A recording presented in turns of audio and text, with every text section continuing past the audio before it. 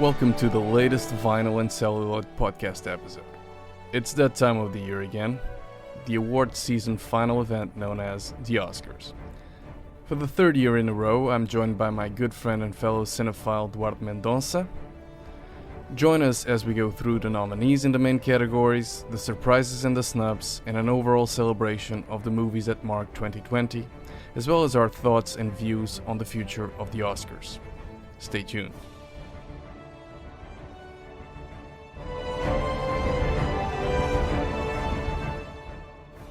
So if this podcast were to be considered Saturday Night Live, my guest, Duarte, would be Paul Simon. It's the third time we have him. Duarte, it's a pleasure to have you here to debate once again for the third year in a row, the Oscars. Thank you very much for having me, Peter. Great to be here. Yeah, I mean, pandemic aside, 2020 comments, we all know. Without or despite what happened during the last year, and even before getting into the nominees, what did 2020 mean for you movie wise? That is, Man, for me, it was an amazing opportunity to watch a lot of films. I really took the time to watch some of those classics that I had never seen before, and I actually started making a list since March last year. And I think when I reached December, I had hit the mark of 94 films since March. And so many of those pictures that I saw were, as I said, classics like La Dolce Vita and The Birds from Hitchcock. And I mean, the Cat on Hot Tin Roof. I watched I focused a lot on like Paul Newman and Robert Redford and Marlon Brando, and that was pretty cool. But I also took the time to watch a lot of contemporary stuff, including some movies that I actually thought would potentially maybe be in the conversation for Oscars. But actually, I mean, to be completely frank, I mean, after seeing what I already saw coming out later that year and even earlier this year, I mean, those movies that I saw during the pandemic weren't, or earlier in the pandemic, weren't films that I would consider. Because actually, part of the conversation that we're going to have is about movies that have been snubbed, and so I have a couple of things to say on that. That's fantastic. Well, we'll jump right into the major category. I guess this is the last year. Well, we won't have 10 nominees. We have, I believe, 8, right? And out of those 8, I actually watched 6. I know you completed the full 8. And I mean, overall, maybe we can start with what should have been there, in your opinion, right? Snubs, if any, in this category. I don't think any, really. I mean, I remember there was a moment that everyone was talking a lot about The Five Bloods and Spike Lee and all that. And to be completely frank, even though I enjoyed The Five Bloods, I don't really think it deserves a place in this category. I mean, I think it's already quite strong as it is, with this amount of nominees already, with 8 of them. And I'm not entirely sure if it would ever make the cut. So I'm actually Even quite with pleased 10 with the nominees. list. Yeah. Well, I guess in the true spirit of the Roger Ebert and his counterpart Roper, I think it's not one of the strongest.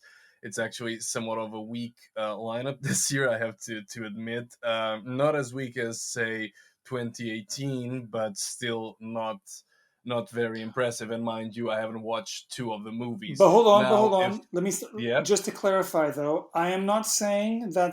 I mean, I actually like the lineup, but I'm not saying it's incredibly strong. I just don't think that the movies that were released in the last year, I don't think there were any snubs. That's just it. I mean, yeah, because if we look back at last year and previous years and so on, yeah. I mean, I was very surprised to see this list in front of me, because I actually felt that we were going to struggle for the 2021 Oscars to have a strong list, and I think it is more than a decent one. But I mean, yeah, I mean, Hmm. there's a lot of films here, like Promising Young Woman or The Trial of the Chicago Seven. Like those are two films that I mean, in a normal strong year, would never make the cut for me. For me, Yeah, yeah. No, no. I mean, I share the opinion on the Trial of Chicago 7. The Promising Young Woman made it to my top 10 of 2020 because, according to my own rules, I couldn't include a movie that was released in 2019. So it was actually bumped. I know, for example, that you really appreciated Palm Springs, and yes, it was interesting the fact that they revisited, but again, I don't consider it a snub. And that other movie by Charlie Kaufman, I'm thinking about ending things. Again, mm, some pundits deemed that it was snub. I think it the amount of nominations it got, zero. It's perfectly justified. I agree with you. Uh, On the same page.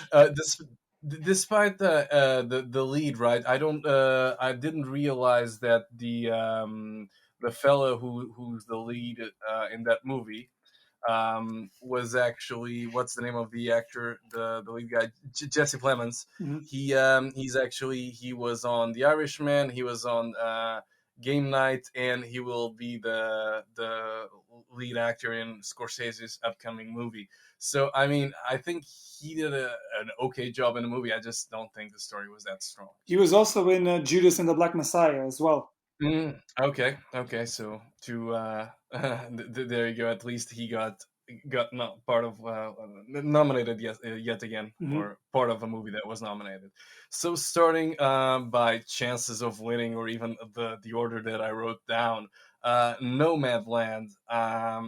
Duarte, your thoughts? I thought it was amazing. I think Hmm.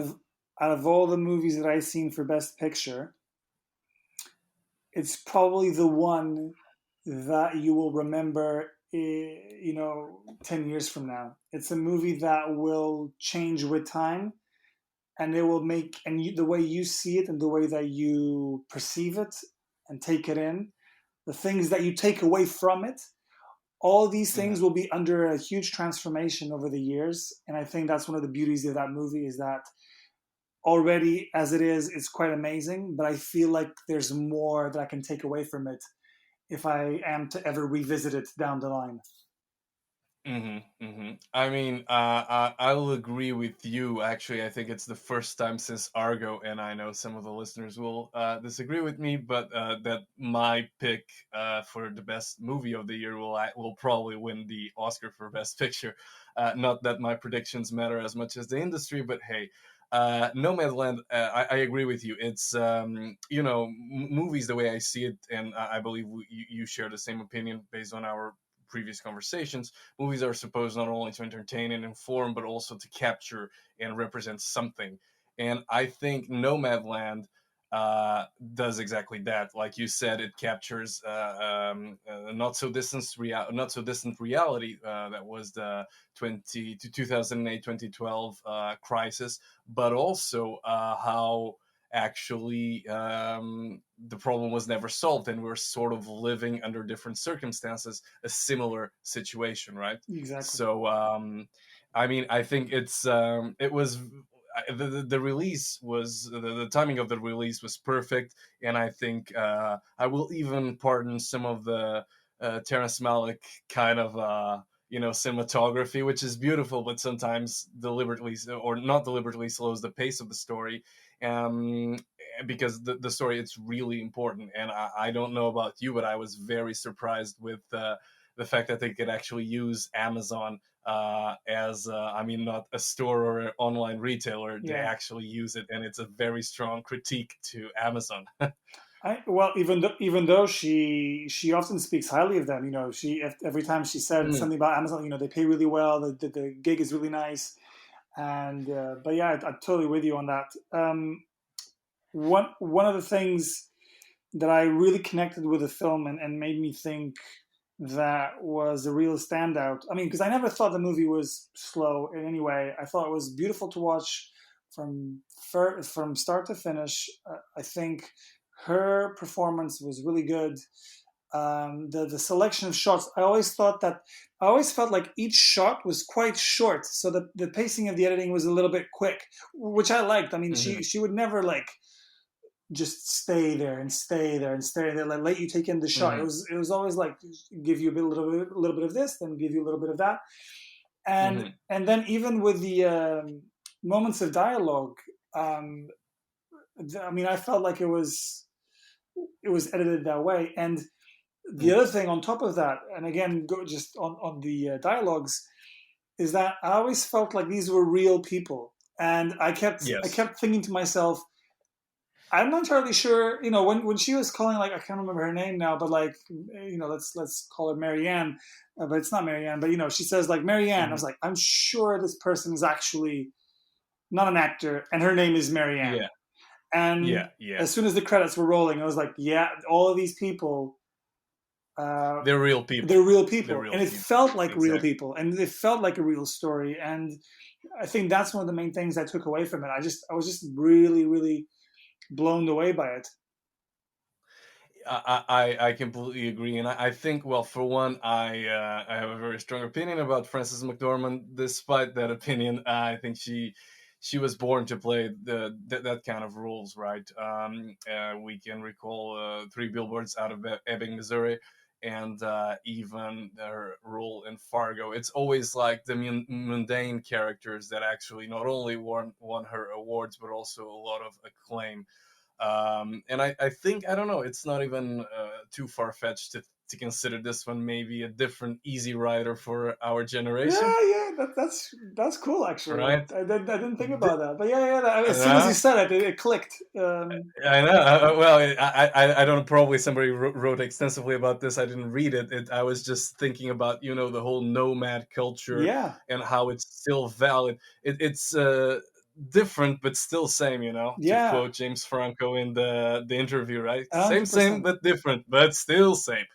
And I think, like, for one, if this is the kind of movie that would easily win in any year and has deserves all the praise it got. And I know you watch it more recently than I did, but still, it made an impression. No, So 100%. Uh, for me, Nomadland, we started with already my forecast or what should win out of the list and out of the nominees. well, I am so just to pick up on something that you said when you're saying, you know, Francis was born to play these characters, and you use the word mundane, and part of me actually is also inclined to think, well, she is in this role like it's a mundane character, and it isn't, because at the same time, I just there was just something so special and so different about her, because obviously her choice of life in this picture Yeah. is so peculiar, so unusual, and the kind of personality that keeps coming at you throughout the film is Hmm. is it just tells you that she's a different kind of person. And the other thing, you know, when I was talking about all the other actors not being actors, you know, I'm sure they're like that, and they're Hmm. like real people. I, I mean, I don't know Frances. I don't know much about her in her private life, but I would definitely, it would not be hard to believe that she's that kind of person in real life. Hmm. So informal, so quirky, so just like, I mean, there's bits of it almost that reminded me of my mother. The sort of like Oh. the craziness almost of this person who doesn't care about etiquette, doesn't care about what other people perceive of her, as long as you know she gets to be herself. Hmm. And that I thought was nailed down by her very well. Maybe because she's that kind of person in real life too. I don't know, but I think she's a terrific actress, anyways. Hmm. So Yeah, I, yeah, yeah. I was even thinking beyond the Oscar-winning performances, even the Oscar-nominated performances, like the one in Almost Famous, and even, I guess, and you might recall this one, Darkman, with Liam Neeson, yeah, the yeah, yeah. superhero movie by Sam Sam Raimi. Raimi. Even it's a Sam Raimi, exactly, but her performance there is also a bit like, I don't know. They're different, but they're still, like, I guess it's that part of being genuine, and and just different or unique Yeah, that makes her stand out. And I think she's just the best choice for this movie. yeah. The next item on the list of Best Picture nominees is The Trial of the Chicago 7, a movie that I really wanted to like, but I couldn't. I felt the same way. I mean, this is a movie that Right? I feel like I have very little to say because a lot of what I'll say will be just negative. I mean, not negative. Sorry. I mean, I don't want to portray it as a bad movie. I just think it's like a Sunday afternoon film that you Exactly. could watch at home. I don't think there was particularly like really strong performances. Yes, Sasha Baron Cohen is more than decent, of course, but I wasn't blown away by any of it. I mean, not the writing, Mhm. not the directing. The only thing that I enjoyed was learning about the actual story, the information that I was able to consume, and what led me to do after the film. Because obviously, particularly in films like this, you just want to Google a lot of it. Like you just want to try and understand every single part of this picture, Mhm. or particularly this story, sorry, and the time in which it took place and all that stuff. That's really what I took away from it. But I would never consider it like a strong motion picture. So I agree, and I think picking up on that, there's a lot to be said about not the movie, but exactly what you said that you did. And I'm not. It's not you. Like what you did is a commendable action, and I think it's what should be done. But let's revisit the Trial of Chicago 7. Right? It's Aaron Sorkin. He's a great screenwriter. He proved it time and time again in both drama and comedy. Behind the camera, I really enjoyed Molly's Game, but I guess that's part to Jessica Chastain's capability or acting capability, and also the interesting plot. The Trial of the Chicago 7 is an ensemble piece. Period. It was created for Oscars by Netflix to reach or finally get the Best Picture award, a race that they already lost because the first online distributor to win a Best Picture Oscar was Alibaba with 2018's Green Book.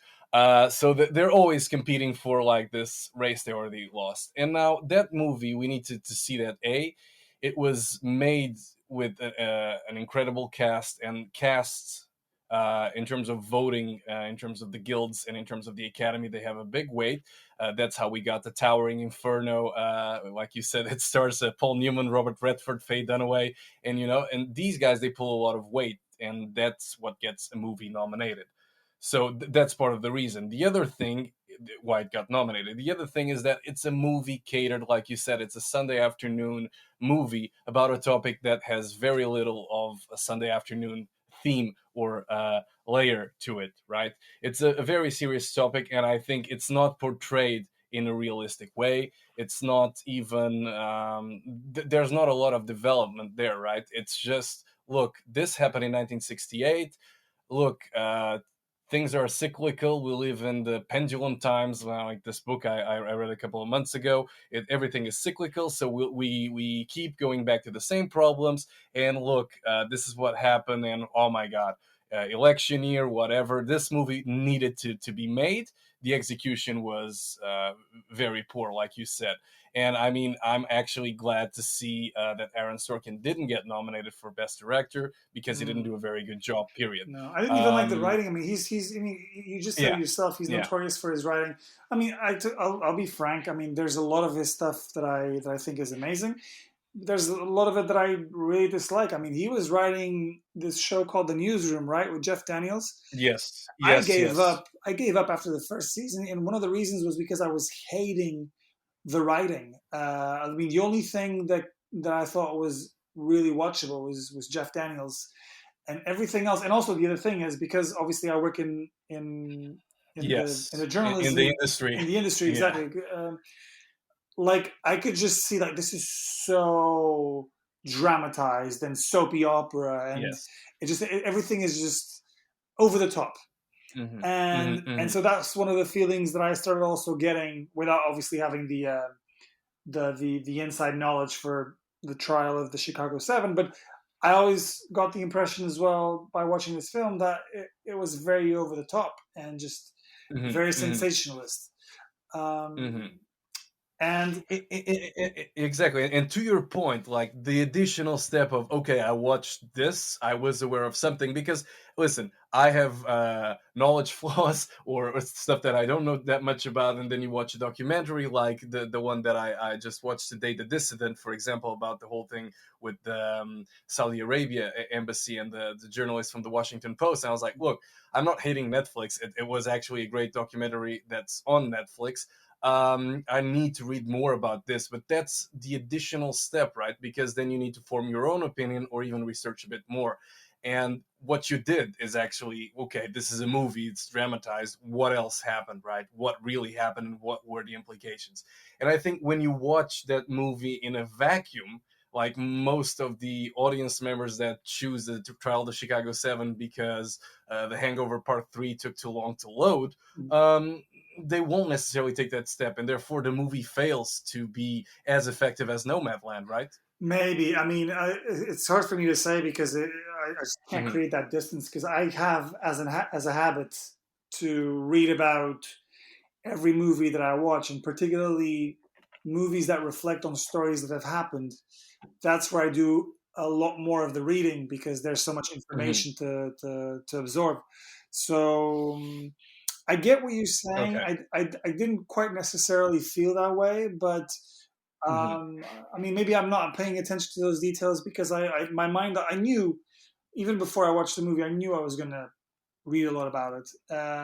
Hmm. But as far as passing on, what took place at that time and age, Hmm. I mean, I thought it did its purpose, but I'd never thought it was performing or executing to an Oscar level. And you said Hmm. many of the reasons why you believe the film is nominated.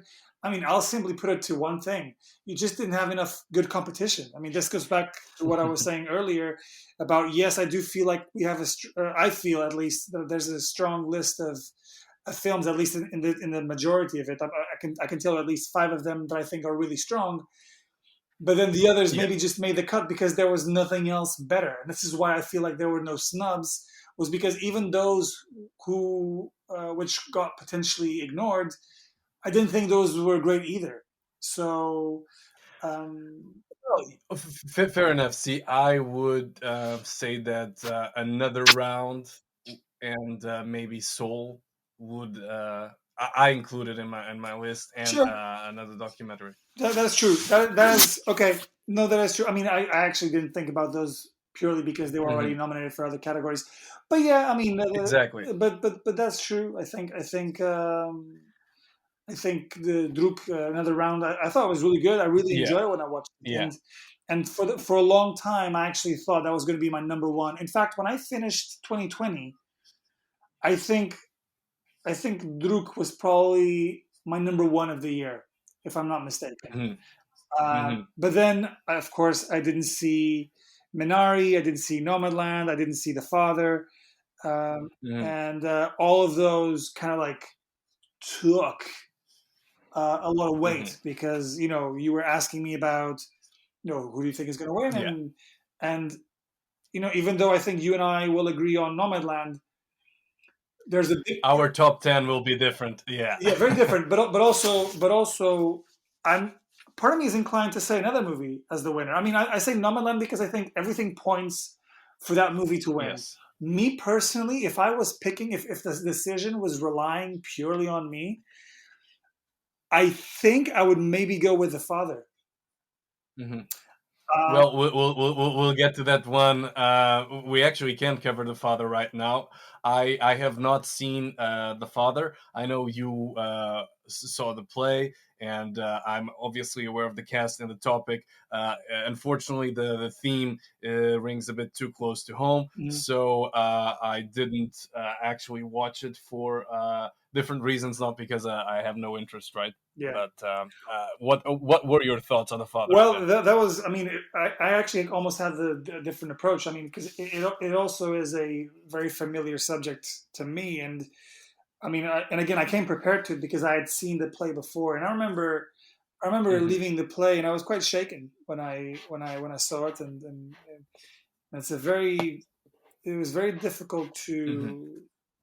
to bottle down your emotions, and I think even Mm-hmm. just talking about it gets me a little bit emotional because it makes me revisit all these things that remind me of my dad. And whereas before, when I saw the play, I a lot of what was going on in my head was, oh my god, I'm so scared that this could be one day the reality that I'll Mm-hmm. live.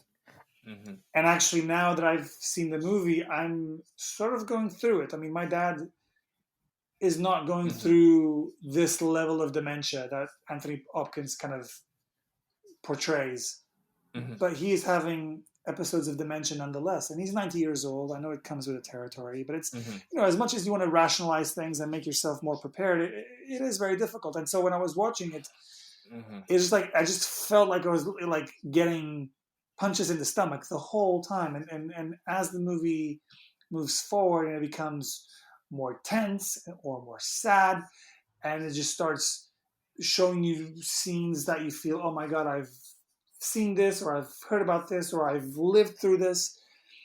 And so it was a very difficult movie to watch. But then again, I just think it was just it was so well executed. And I mean, I was blown away when I saw the play. I like Florian's writing. I mean, because I've so he's done this Mm-hmm. trilogy. He's done the father, the mother, and the son. And I've seen the first two. I saw the father and the mother, and I know the context and the story around the son. So they're all kind of like connected, obviously, as you would think. Mm-hmm. And I really liked what I saw on stage, and I didn't quite know how that was going to translate into a movie. And the transition was so good. I think it was even better than the play because they had access to Mm-hmm. changes of scenery like within the house Mm-hmm. that were a lot more subtle and seamless. And Mm-hmm. that was a great addition to how the movie kind of developed and how the narrative made its way. Because if I think about another film on the list, and I won't talk too much about it just yet, but I think of um, actually Sound of it's not on the Metal. list as one of the nominees, but it's getting a lot of love. Marraine Black Bottom, right? Exactly. I mean, that's based on a play and by August Wilson, which obviously he's also like notorious for writing Fences, which Denzel and Viola did Mm-hmm. a couple of years ago on Viola stage Davis. and on film. And when I saw Ma Rainey's Black Bottom, I mean, you could clearly see that it was written to be a play. It felt like a play, and I had no issue with it. I liked it. That was one of the reasons why I liked it so much because I just felt like it almost made me revisit the experience of going to a theater with Mm-hmm. the father. Even though I knew it was a play and the writing was done as a play, it was so well adapted that it didn't feel like a play. Yet it still felt personal. It still felt like you were in the room experiencing this whole really awful situation. Mm-hmm. Mm-hmm. And I'm sure that Anthony Hopkins surely brings the whole thing into Ooh, he life. was amazing. I mean, I'll get to that when we get on to the Mm-hmm. best actor The best category. actor.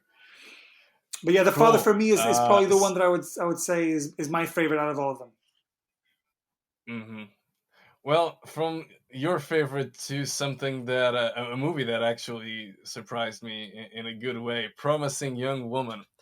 I mean, Duarte, I recall watching this one.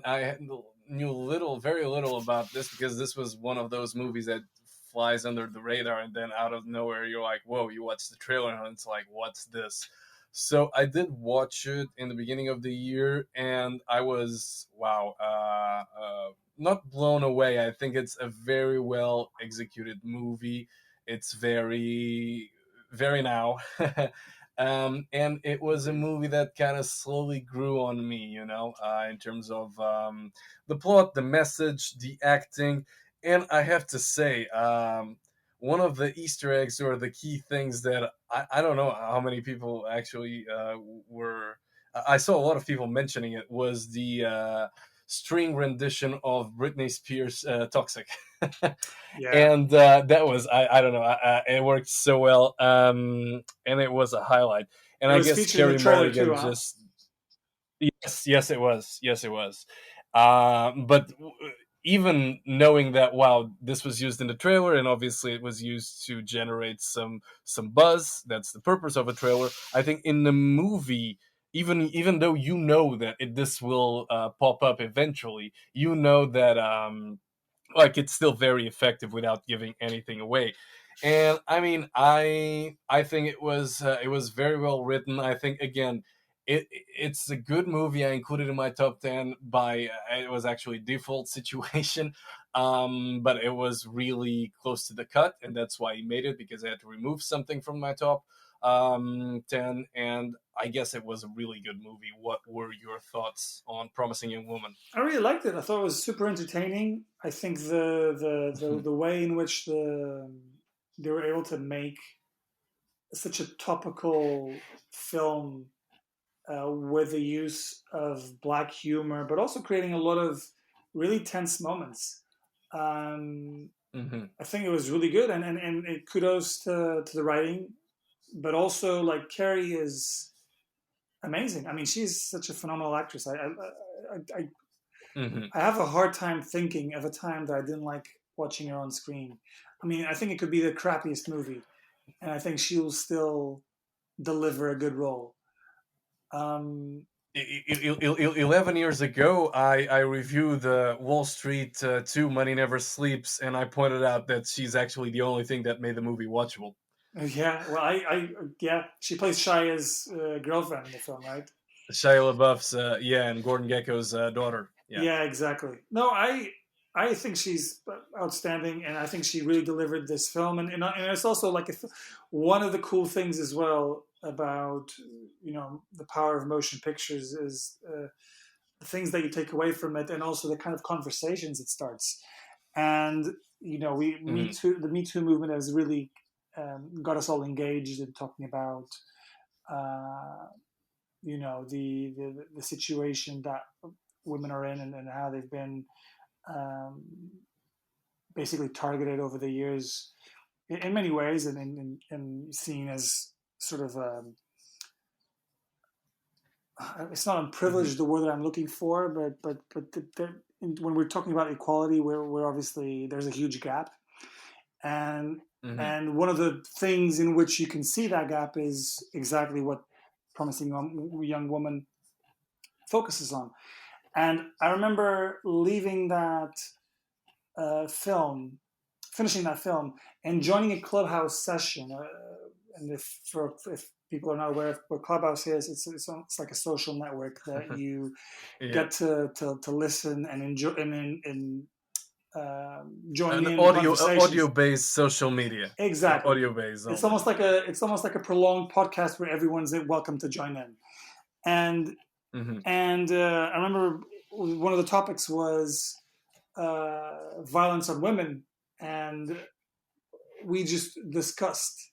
And by the way, when we talk about violence, we were talking about the various forms of violence, and I was using Promising Young Woman as an example of a film that really stirred up a lot of emotions, because it brought me back to some of the things that I even myself witnessed as a teenager, growing up in Portugal, Hmm. where I would see friends of mine do certain things that we all sort of like just stood back and did nothing about it. And I mean, maybe not to this Hmm. degree, obviously, no one raped anyone, but still to Yeah, yeah, yeah. but But stuff still. but stuff that makes you feel ashamed and cringe, and you Hmm. wonder, if you could go back in time, you would definitely do or say something about certain things. And so uh, I guess one of the good things about this film as well is that you given the conversation that we've been having over the last couple of years, it's an additional thing to make people aware and to make people think and to stir up conversations and to get men in particular uncomfortable with Hmm. with their own attitudes, or the attitudes of people that are around them. So I think that was one of the cool things Hmm. about it, and I feel like I took away a lot from it. But having said all of that, I think out of the entire list, it is probably actually I lie. I think it's the second weakest of the list. I think the Trial of the Empty. Chicago Okay. Seven is my least favorite, and then Promising Young Woman follows next. I think, Second. but Hmm. just to make it different, the Trial of Chicago Seven I didn't like. Promising Young Woman I did like a lot. You I just like don't the think it movie, makes the yeah. Oscar cut. I see what you mean, and listen. When I first watched it, in I keep track of like awards daily and the Gold Derby and everything, and I like to see the predictions, especially like even before when the Oscars took place in February. I would be like, okay, so next year people go like March, okay, anything that Spielberg directs is gonna be nominated for 54 Oscars, Hmm. and Tarantino is always a shoe in Best Original Screenplay. So it's fun to see that evolve. And the reason why that flew under the radar is because obviously there was a lot of talk about some movies that never made the cut, such as Hillbilly Elegy and Pieces of a Woman. And those movies ended up just fading away. And I think Promising Young Woman never really stood out. It wasn't one of those, oh, keep an eye out, right? It wasn't in the radar. And when I watched the movie, I thought this was a great performance. I thought that Carey Mulligan delivered from the movies that I've seen the best leading female performance of the year, Oh wow. hands down.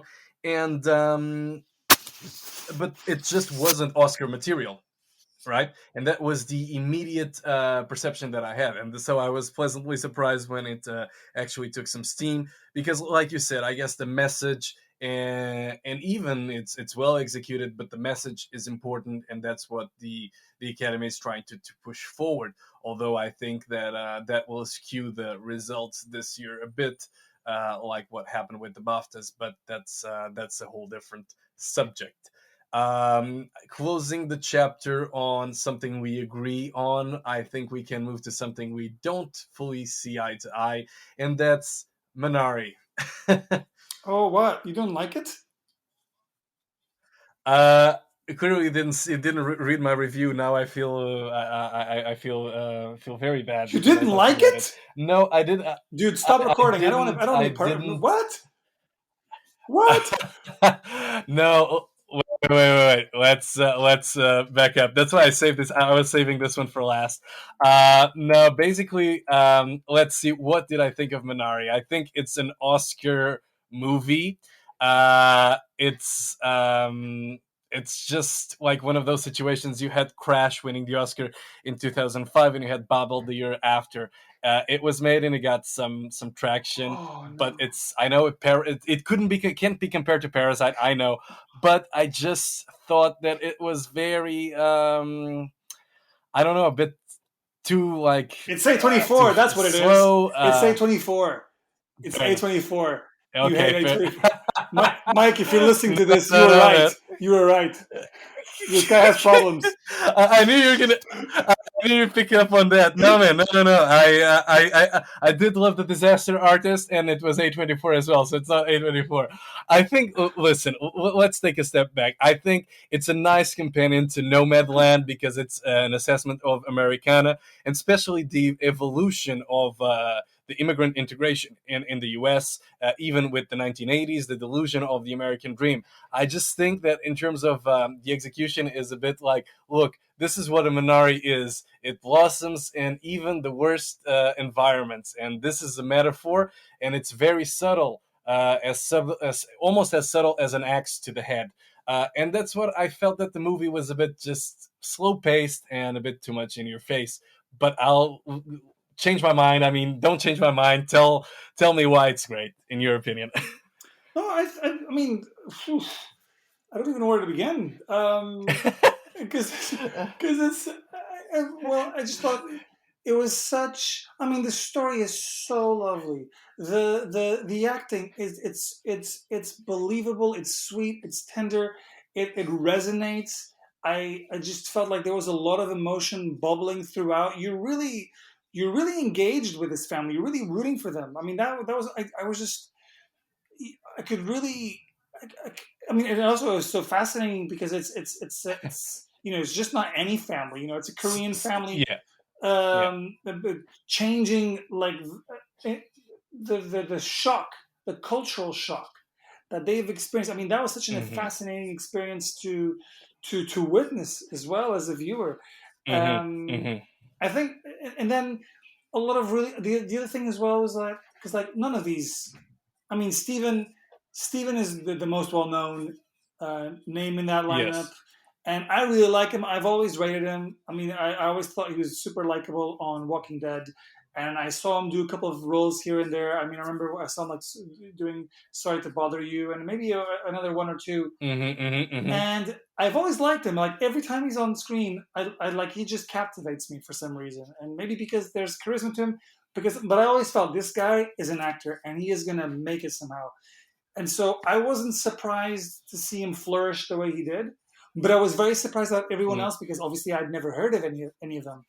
And I Mm-hmm. thought like there was in that whole family there. I mean, there's no weak link. Everyone is amazing, from Mm-hmm. the mother to the Mm-hmm. kid to Yeah. the grandmother. I mean, the whole the four of them are just amazing. And then Uh, uh, I'm missing the name of the guy as well. The like the American who's helping them out in the farm. I can't remember his name mm, now. The life yeah. of me, but. Even him, like I wasn't expecting anything. I think he really delivered that kind of sort of like neurotic, weird, fanatic, and Mm-hmm. he just added some more flavor to that whole film. I thought it was such a nice Mm-hmm. viewing. I really really liked it, and Uh, it stood. I mean, when I uh-huh. saw it, and this was before I saw Nomadland, I thought it really stood out because it was a different kind of story to the ones that I'm used to seeing. And I think Sound of Metal Mm-hmm. was Mm-hmm. the other example of a sort of like a fresh, different kind of motion picture. We can move to Sound of Metal. I just want to close by saying that I think the acting, especially by Steve Yeun and even the actors who portrayed the kids, they were very believable. And I also enjoyed the soundtrack. But Mm. that's as far as The it soundtrack, goes. And I yes, guess the soundtrack was it was amazing. amazing. Um, it was really good, and it was even nominated. So Emil Mosseri, he's nominated for best original score, and I think that's one where it's very justified. And I mean, the acting Oscars, I don't have an issue with it being nominated. I just think it felt very Oscar baity to me. But I understand your point from the whole integration and even maybe the culture shock. I get it. I understand why you liked it. And we can move on to our next take, which was the Sound of Metal. This was a movie that actually was brought to my attention. You brought it to my attention because we had lunch, I believe in December, and you mentioned that you had just watched Sound of Metal, and I did immediately watch it as soon as I had the chance. And for me, this was it was a very triggering experience because I suffered from temporary full loss on my right ear Yeah, in 2018, and it was, I mean, watching that movie, it was a very difficult task, not because of the movie, not because of any negative points, but because of the how relatable that topic is to me and how it triggered some flashbacks. So it was a very intense experience, but despite that, it's something that I recommend. I won't watch it again. Done. But it's a movie that I cannot recommend enough, especially Riz Ahmed's performance yeah, and the technical achievement. Right, the sound editing is just incredible. it makes it even more triggering. Sorry, and even Paul Rassi's supporting performance, He's and awesome. I think it goes beyond the whole experience and beyond uh, drummers and heavy metal and whatever. It's all about like what is a disability. Like the message is, and you, well, I'm not trying to spoil it, but there is some question: are some disabilities more severe or more important than others. And that's a topic that we need, or that needs to be addressed, right? Because there is, when he goes to the veterans support group, that's something that he's confronted, right? Yeah, I mean, And yeah, go ahead. go ahead, no, go ahead, go finish it off. No. I just wanted to say, and also the part of, if there's a cure, will you still take it, right? That's or will you still accept it? That's, I think those were topics that were perfectly executed, and Sound of Metal was brilliant in tackling all of that. Yeah, um, I mean, definitely. I mean, you touched on the sound editing bit, and how it really added value because it just made it such an immersive experience. You were Mm-hmm. almost, not that you could ever fill in, the shoes of someone going through that, but I mean, I'm not surprised it was a triggering experience for you, because Yeah, not only no, the subject itself is close to the heart, but also relatable. because it just really resonates with the experience that you had. It's almost like you're reliving it somehow, and Yes. and I think that's one of the brilliant things about it, and it's such a really fresh topic. As I was talking about Minari, I mean, Sound of Metal really picks up on something and offers you a fresh perspective, on a group of people with this disability that really don't get a lot of Mm-hmm. spotlight. You don't really get to to see them portrayed in any way. I mean, at least not that I can remember. And so to see it like this in in a movie that encapsulates the theme so well, pushes the agenda forward by giving you all these other different topics of conversation, and then delivers on an amazing performance by Riz. I mean, the Yes. guy the guy is also one of those, a little bit like Steven. In fact, even better, because Steven, I had the feeling based on seeing him that he could become one day a star. Riz, I knew it like a long time ago. I mean, Mm-hmm. Four Lions, I think, was the breakout role for him, if I'm not mistaken, and Mm-hmm. people loved him back then. I personally loved watching him in The Night Of, which was this HBO miniseries, Mm-hmm. and he was like bang on. Like, he was just an amazing guy to watch. And Mm-hmm. so to then, for me, this is not even a confirmation. It's just like, yeah, he's doing what he does best, which is, deliver a really amazing Deliver. role Yeah. and offer you an immersive experience. So I thought that was really cool. Mm-hmm. And Sound of Metal by the end of 2020 was on my top three of the year. I can't remember the exact order because I don't know which one was first, because I know Sound of Metal and Druk were two of the films that I was really impressed by, and I kept saying to everyone that Mm-hmm. you need to watch this film because it's different from anything that you've seen. Now, having said that Yes. though, and just going all the way back to Nomadland, here's where because I was discussing, like, for me, I mean, The Father, I put it as a favorite because it resonates with a lot of personal emotions. So there's a lot of Mm-hmm. bias in there. So I can take away Father out of the equation because that's a personal choice. I don't think it's a film that's going to win. But I do Mm-hmm. think that the best picture will be between Son of Metal, Nomadland, and Minari. I think those will be the top three contenders, I would say. Uh, well, yeah, statistics would make it slightly less different, right? Because, and again, I go back to also something I like to follow, which are the stats. Mhm. And I We've mean, heard. unless you have, I know, unless you have best editing, or you are Birdman, a movie that actually lived, or 1917, two movies, but 1917 didn't win. But Birdman was a movie that was unique because of the lack of editing, or seemingly lack of editing. But not since 1981 did you have an Oscar winner, the Best Picture Oscar winner, that wasn't nominated in Best Editing, with the exception of Birdman. And even Best Director is also important. So and Screenplay as well. So we would have the fight, or the battle, being between No Man Land and Promising Young Woman. Yeah.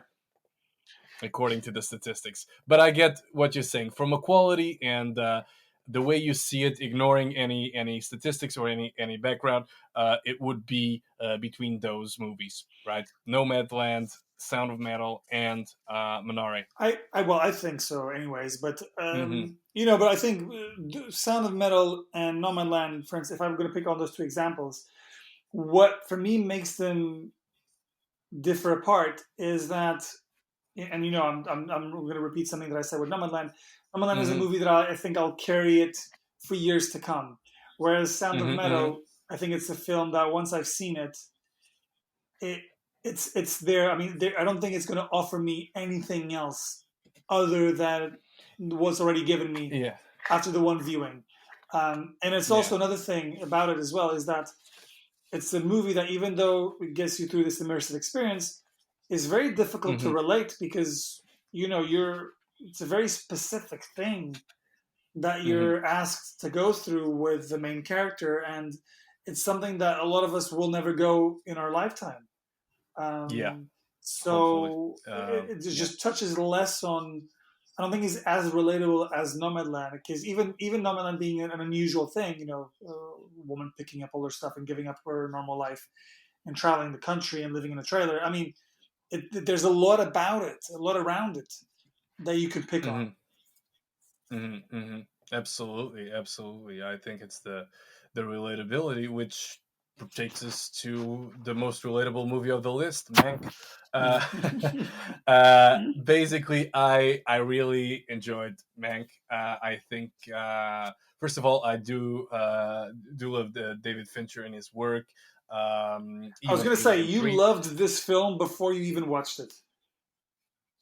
I guess You so, were but dreaming that's about it. because much like Hollywood, I enjoy movies about Hollywood, and that's not only limited to Argo or The Artist, but also The Player, a movie I really love, 1992, Robert Altman, Robert and I Altman. think Mank. Yeah, it's a great one with Tim Robbins and an amazing cast, and I mean Mank.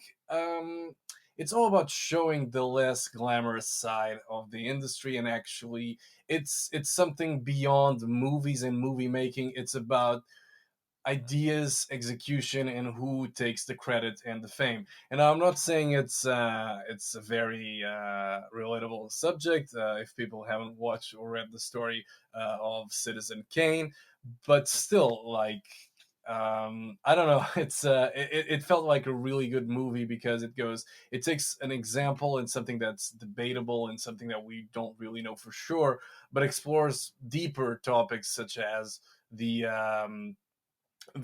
authorship and ownership of what is created, right?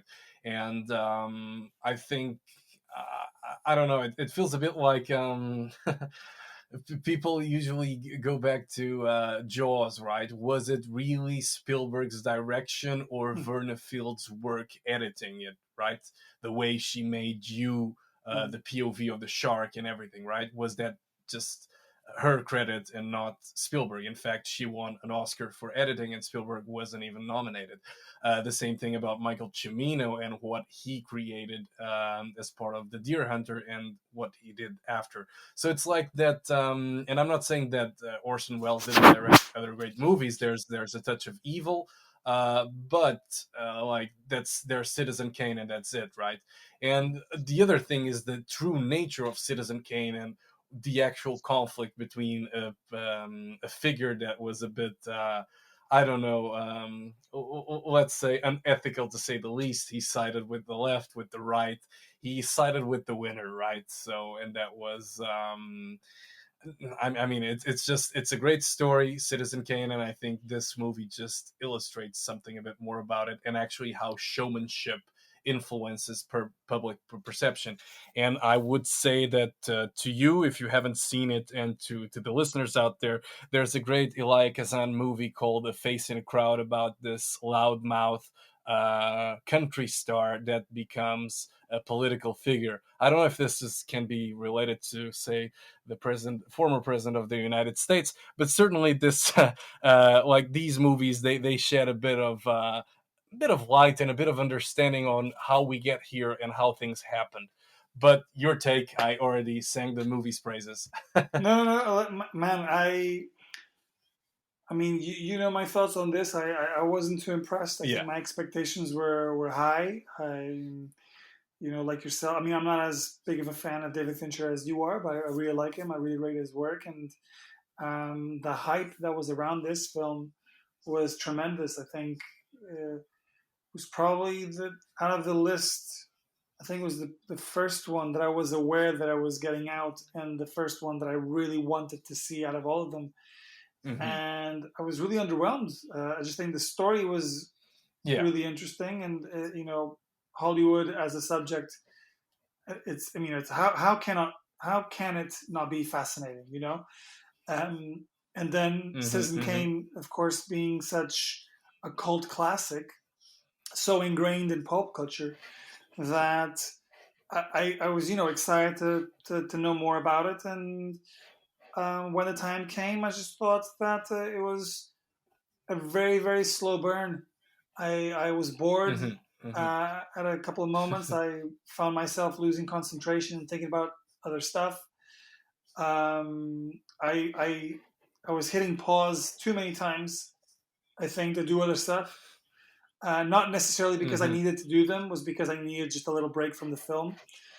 And had I watched it in the cinema, maybe it would have helped because obviously you're forced into being in that zone. Yeah. But I just found it very difficult. I mean, I liked Gary Oldman. Seafried, I was pleasantly surprised, Hmm. and Oh yeah. the other points that I liked, I I liked the soundtrack. Soundtrack I thought was awesome. Was the Yes. soundtrack for me was the best part of it. But everything else I thought was a little bit underwhelming because even if I've seen Gary Oldman deliver an interesting role, I've seen him do way better. So I don't know. Hmm. I think underwhelmed for me is the key word. Oh yeah. I mean, it's one that I think it's completely understandable because it's how you feel about the subject and the execution. And I mean, I found it to be it was very well made. I think actually when it comes to the nominations, missing out both editing, which I think was still a strength of the movie, and also best original screenplay. That would be the screenplay was written by Fincher's late father, Jack Fincher. And so I think those two nominations would have been key in actually honoring Jack Fincher's work. But again, I really enjoyed this one. I think for me it ranked really highly because I thoroughly enjoyed it, and it was nice to see after almost what a 6 year break to see Fincher come back and to do or deliver something that's very good in my opinion. The last of the list is one I haven't seen, but I know you did. Judas and the Black Messiah. Man, I thought it was a great experience. The story is, I mean, it's crazy. Hmm. Having someone so deep, so entrenched into the Black Panthers, Yeah. putting out information to the FBI, Hmm. and I just when I think about it, I mean, it's difficult because I don't really think of any weak links. I think both Lakeith and Daniel Kaluuya Hmm. were Denekuli. both of them Yeah. were outstanding, and both of them delivered what I believe are Oscar performances. I mean, not to win, Worthy. not necessarily to Yeah. win, but to get nominated for sure. Even Hmm. supporting actors as well, from a lot of the people within the Black Panther to also Jesse Plemons. I mean, they all delivered. They were all so good, and Hmm. the movie just took us through a lot of different waves. I mean, it was very tense in many points, but also really kept me informed on what was going on back then. And it's Fred Hampton is such a personality, bigger than that kind of personality, bigger than life kind of thing. Um, the only thing it kind of pissed me off about this film, and actually it has nothing to do with the film. So Mhm. I'm already coming at it from the wrong angle. But like I loved Lakeith and Daniel, and it was hard for me to say which one was the leading character because on one hand, obviously, it revolves around the informant played by Lakeith. Mhm. On the other hand, at the center of the story is Fred Hampton, played by Daniel Kaluuya. Mhm. Both of these guys have not been nominated for leading actor. I mean, both of them are nominated for no.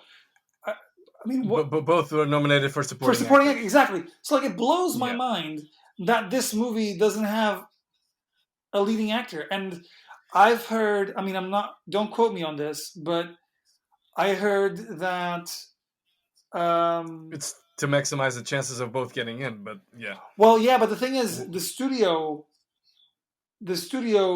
I think, uh, gave Lakeith the leading actor role, as in within the submission when they submitted how they Mhm. wanted to be categorized, and I think the Academy made the option for them of putting both in the supporting actor. I'm not entirely sure on this. This is something I need I should have done the research before coming in here, actually, because this is Yeah. something that it hasn't come up for the first time. I've had this discussion before, and I remember being in a panel of people, and I was just listening to the conversation. I was just there as a listener, and someone was explaining this and saying that it was weird because what we see in the nominations doesn't really match with how the studio wanted when they submitted their suggestions. Hmm. Yeah, I mean, it's a very interesting point. It's always a tricky debate. I'm always reminded of classic cases. So Al Pacino in the original The Godfather in 1972, he fought and he was actually nominated for Best Leading Actor at the Golden Globes. And he fought to be nominated for the Oscars, but they put him in supporting. The same thing with Hang S. Nyor with The Killing Fields in 1984. Again, at the BAFTAs, nominated and winner as Best Actor in a Leading Role. At the Oscars, won as supporting role. So I guess it's always it's a tricky balance, and it would be if you do get that, we can take it offline. And actually, I'd like to hear it because I don't really know how like. First, it's how the studios choose to position the candidates and maximize their chances, but also how the Academy, what's the criteria, right? Yeah, because also because one of the other examples, and you might know this, one of the other examples. Anthony Hopkins in Silence of the Lambs, Okay, like best actor in a leading role? Question mark. Okay, fine, sure. maybe. I mean, there's no other male lead role in the movie. I get it, but still leading. I don't know. It's all about screen time, right? And Yeah, it's well, not about screen time. But if we went by screen time rules, he wouldn't be a leading actor just by default, right? Oh, yeah. we don't have another actor in the movie with that much screen time, so he must be a leading actor. So I think yeah, you have a great example there. But I think it's again it's a mix of both the studio's intention, also the publicists and how they choose to go ahead, and how the Academy, what are the regulations, and also across different awards, right? You want to go, oh, person X won the Golden Globe, the Screen Actors Guild Award for X, right? Best leading actor, best supporting actor. So it kind of builds the momentum. If you have, oh, he won an award or he won the BAFTA, but the BAFTA for what? The Golden Globe for what, right? So I guess it all starts with it's a mix of all of that. You know, I don't have an answer. This is speculation and what I've read throughout the years. Okay. Well, I find that fascinating, but I was Yeah, if you have an answer, happy to hear it because I know this may not be a very satisfying answer. One question I had for you, since you had the benefit of watching both movies, I know they tackle different subjects. There's a slight overlap, but Judas and the Black Messiah and the Black Panthers in the 1960s and early 70s, and the Trial of Chicago 7, which yeah, also brushes on the Chicago Fred Convention Hampton. of 1968, right? Mm. So, which I guess it's easy the pick, right? But if you had to put them both, would you see them as a companion? Would you see them? Oh, you watch one and then maybe you get curious to watch the other. I mean, I know you come from a privileged position because you were aware of this before, but what's the feeling of having watched both? Right? Is there a connection? Is there something you could recommend to someone who had just watched the Trial of Chicago 7? Would you say, oh, go and watch this one? I mean, if you watch the Trial of the Chicago 7 first, Mm-hmm. yes, I definitely I'm more inclined to say, if you want to know more about this guy, go check it Mm-hmm. out. Go check out the Judas and the Black Messiah, because it's a great film and it offers you an insight into the kind of man he was and the operation that he was running and what he was doing for the Mm-hmm. community. Okay, but not the other way around. If you've seen Judas and the Black Messiah, I mean, the Trial of Chicago 7 is going to add very little to your knowledge about the Black Panther. Mm-hmm. So I think, that's for me. That's an easy one. Mm-hmm. Uh, Great, clear. I would say before, well, one area. I know you're much like me. You're also a great music fan, and I mean, in terms of scores, it's really a tie, and it's actually by the same duo, Trent Reznor and Atticus Ross, right? Soul and Mank take the lead, right? I don't know your thoughts on the original score area. What do you think? But I believe, oh, and Minari in a close third place, but Yeah, I mean, I don't know which one to pick. I like all three of them. okay, It's a really hard. yes. I mean, they're all very. I mean, Soul and Mank have a little bit more in common, but Hmm. even then, they're still different. They're very different, very different. Yeah. But because I feel like there's bits of Mank. Like, actually, there's one of the tracks I really liked, and I can't remember the name of it, but it just had like a really nice Hmm. jazzy sound to it. You could hear the typewriter as a Hmm. gimmicky thing, also like being part of the music. And I thought that was really cool and just really portrayed to that era. Um, and and I thought that was all really well executed. And then Soul is lovely. I mean, I think Soul is Yeah, really just is very, music is at the heart of the film. Or it well, was great. Yeah. but Minari, I don't know, Minari just lifted every scene. I think that's the thing. I think, okay, here's my take on it. So, and this just came up to me. So I think the Minari soundtrack really lifts the film. So I think listening to the music within the movie, I think it's the best combination. But Hmm. if I was to strip away the soundtrack from Mank and Soul, those would be soundtracks that I would more easily consume away from the film, if that makes Hmm. sense. Hmm. Yeah. Yeah. Yeah. Makes perfect sense. Whenever you go to Spotify or any other platform, you proactively would choose to listen to say Soul or Mank, and not necessarily Minari. I get the same thing, and that's probably, like, I guess it was very disappointing with the fact that Hans Zimmer didn't compose the soundtrack to Tenet. I know he had. There was a very valid reason, and I'm really looking forward to see what he did with Dune.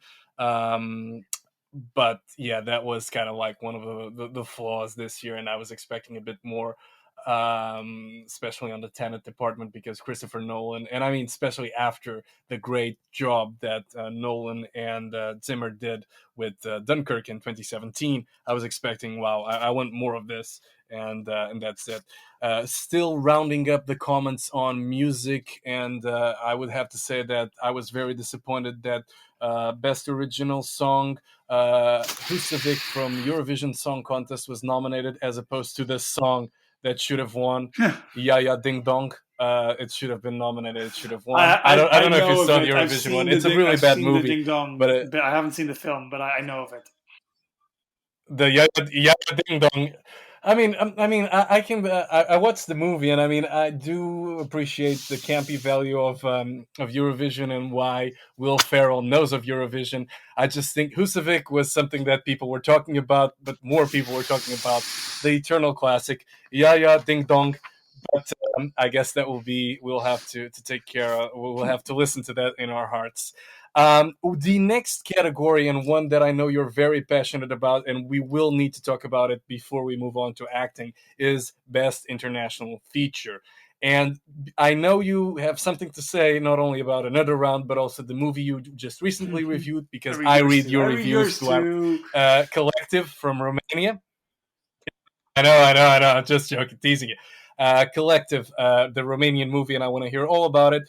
The question that I have for you before we look into the nominees is: we know that since 2009 that the Academy expanded the number of movies that compete for Best Picture, and that's to 10 during the first 2 years, then between 5 and 10, and now from next year onwards, 10 will be the fixed figure. That also mitigates the need to have Best Popular Feature, which is an MTV phony baloney category, if you ask me. But there's very little that was done with international feature. Parasite changed the game because it was nominated and it actually won both international feature and Best Picture. It wasn't the first movie to actually be nominated in both categories. I think Roma did the same, and before that, Life is Beautiful, Roberto Benigni's 1998 feature. But we still have only five nominees in Best International Feature. And my question to you is: you've been to the Cannes Film Festival. You watch a lot of non-American cinema. Your thoughts on expanding the international feature category, and do you think that it would actually benefit or make it more interesting to watch? I mean, I don't know. The Oscars. Like, I think there's always value to adding more films into a category, because I think there's a lot of amazing international content out there. One of the things that you might get, though, which I found, was it 2 years ago, I think, or last year, where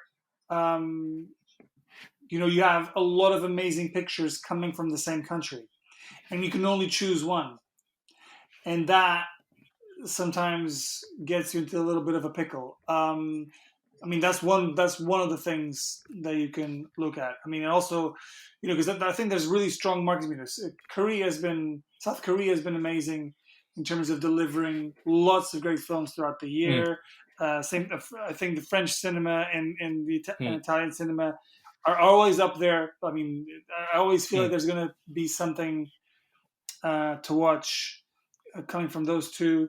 And so, I mean, I'm inclined to say yes. I just don't know how it would work in terms of just making sure that you get a lot of variety. Because, I mean, as I said, you can't choose more than one film per country. And sometimes it's weird as well. Like, I remember, was it the Portrait of a Lady on Fire? Did amazing in Cannes, was doing awesomely well with critics and audiences alike. And the movie that ended up being chosen was, which Les Miserables. Which, I mean, I was blown by that decision, just because I just couldn't understand it. But anyway, I gave you a very long answer for something very simple, but No. Listen, this was something that also crossed my mind recently, and I was reading, especially, you look at the Cannes Film Festival, and from time to time you do have multiple entries from one country, usually from the US, but that's the exception, not the norm. So I think I'm with you there in terms of sometimes it's difficult to select which movie will compete in that category, but when you have 10, or when you increase the number of nominees, maybe riskier movies from that country, say, for example, if I have to choose between X and Y, Portrait of a Lady on Fire and Les Miserables, I would go with something riskier, because I don't have to be mindful that there are only 5 slots in that category. Right? So I think that expansion would benefit and actually sort of solve the issue that you just raised. So I wanted to hear your thoughts on that one. So international feature, I mean, we briefly mentioned Another Round, or Druk, from Denmark, but I want to hear more about this collective that you so clearly this enjoyed. year, actually, I think I consumed a lot of the films that are nominated for the Oscars, but in this category for the international feature Mm-hmm. film, I've only seen two so far. I plan on seeing the others. Um, and Collective, I think, was the out of everything that I've seen in the last year, and maybe I'll even go for. I mean, I think it was one of the most important things I've ever seen. Mm-hmm. Um, it's Mm-hmm. it's a crazy story to begin with. Um, that I'm not entirely sure how much I want to tell about it, but Talk about, yeah, tell, yeah. essentially, a team of investigative journalists comes across a story that compromises the Romanian government, in particular their health ministry, because Mm-hmm. they have not been complying with the rules, and this sort of unleashes this chain of events that show you how deeply rooted corruption is in that country, and how hard it is to actually have an impact and make a change. And there are many things about the story in particular that I thought were very interesting because, as we all know, we're going through a pandemic, which gets a lot of Mm-hmm. us to raise questions about the decision making process within the government. A lot of people are suspicious about their Mm-hmm. intentions. Are they trying to make money? Are they making the best choices in regards to our Mm-hmm. safety and our health? And then there's also this other side about how much can we trust the media? Are they part of the problem or part of the solution? And for me, this documentary really really shows just how vital journalists are to hold the powers that be accountable, and that if not for journalists, we would not expose the stories that have been exposed over Mm-hmm. the years that have made the world better informed, more secure, more safe. Um, because I mean, Mm-hmm. as a journalist myself, I've been targeted so many times, and I mean, and I'm just a small fragment of of the big picture, because I'm not on screen every day like a lot of my colleagues who are putting out their face and name on a Mm-hmm. daily basis, and so they are, I mean, a lot more targeted than I am. And quite often the way that people speak to us is if like we are part of this scheme that we're trying to manipulate people through fake news and turn people against each other and whatnot. So I think this is one of those films that is just a good reminder of just how important the role of journalists is in today's society, but also to raise, Mm-hmm. to make people think that, you know, there's a lot of shady things happening in the background that we are not aware of. And it's right of us to question. It's right Yeah, of us fully aware. to think twice and to do research and to try and piece these things together because, it's not like whatever certain people say just simply goes. If something is fishy to you, then I think it's, you're entitled to. Exactly. Worth taking a and second and, and look. that's where journalists also come in because they're just a better group of trained people with I'm not saying that anyone can do it. I mean, but we do have access to other different kind of resources, and I think quite often the brand that we represent, for instance, can lead us to different places and different people and so on. So anyway, um, I Mm-hmm. think it touches on a lot of different things that are all very topical, all very important. I think the way it was shot and the access, particularly the access that they had, is just incredible. I mean, you have sections of the documentary where you have the Romanian Ministry of Health cabinet having discussions amongst themselves, and then there's the different scene where you're seeing the health minister having a full-on conversation with a bunch of journalists. I mean, you're seeing a lot of transparency there Mm-hmm. that it's not quite often. And if you watch a documentary, this will not come as a surprise because, as the documentary kind of unfolds, you see a change of guard, you see a change of people in power within the health ministry. And the new guy that comes in, because he knows he's coming in a situation where there's a lot of public mistrust, he wants to change that. So he wants to welcome journalists. He wants to welcome this new wave of transparency. And I think this documentary is part of that same wave. I don't think it was a coincidence or whatever. I think this was all planned as part of their strategy to make the whole world more inclusive, or at least to make Romania more inclusive. But to me, that was almost unheard of. I mean, it was just like, wow, it's so amazing that we get to see all these things behind the scenes.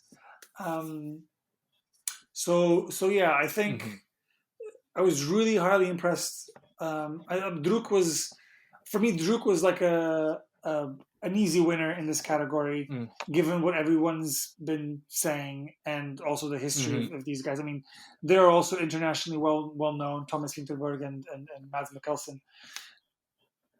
Yeah. And so it just feels like Mads it's Mikkelsen, like an obvious pick. But I mean, having seen both of them, and I don't know what about the other ones, so I mean, maybe there's a surprise there and something else is way better than everything else. But, I believe that Collective would be stronger than the actual favorites. I think Collective is the stronger, most impactful picture out of all of them. And if I was, if we were mixing this with the category of Best Picture, I mean, man, I would be up there. Yeah. I mean, I cannot comment on the Collective because it was brought to my attention after reading your post with another round. Druk, I think it's not that it's relatable, but it's so in kind of a way it is, right? Because it's the Western ennui that we got that Mads Mikkelsen channels so well in Druk that actually made it one of my top 10 movies of the year and ranks really highly, even above Mank, believe it or not. And I think Thomas Vinterberg as a director, and even he deserved his nomination as for best director. I think the same way Pavel Pawlikowski deserved his 3 years ago or 2 years ago for Cold War. Yeah. Agree. And I think we've seen, especially in the last few years, other than the three amigos as they're known, like Cuarón, Del Toro, and Iñárritu, we've seen an increase on the number. I was not aware of that. That's because I think that because they won like back-to-back Oscars with the exception of Damien Chazelle in 2016. Like since 2013 they dominated the whole thing for like 5 years or something. And then you still had the Yorgos Lanthimos in 2018 again, Pawlikowski last year with Bong Joon-ho, and this year again with Thomas Vinterberg. I mean, slowly you're trying it's a growing trend. Every year you're seeing an increase in the number of and in the case of Thomas Vinterberg, I think it's great because like the whole execution and the principle and how everything was captured. I mean, it's the land of Higa, right? Everybody has a freaking Higa candle in their room. And look, the Danes know how to do it. And this is actually, look, no, we don't. So it's kind of like, I know grass is greener on the other side, maybe because people are drunk. That's the point of this movie, I think, if I had to summarize it. But in my very rude and direct way. But it's a great movie, and again, a powerful performance, which it's a nice segue to the acting categories this year. And we can start with Best Actor. I have to say I've only seen 3 of the nominated performances: Riz Ahmed, Gary Oldman, Steve Yeun. Your take on all 5, which I assume you've seen. I know you've seen, actually. Yeah, so I've seen all of them. So I'll start with this. In this category, I do feel like there were snubs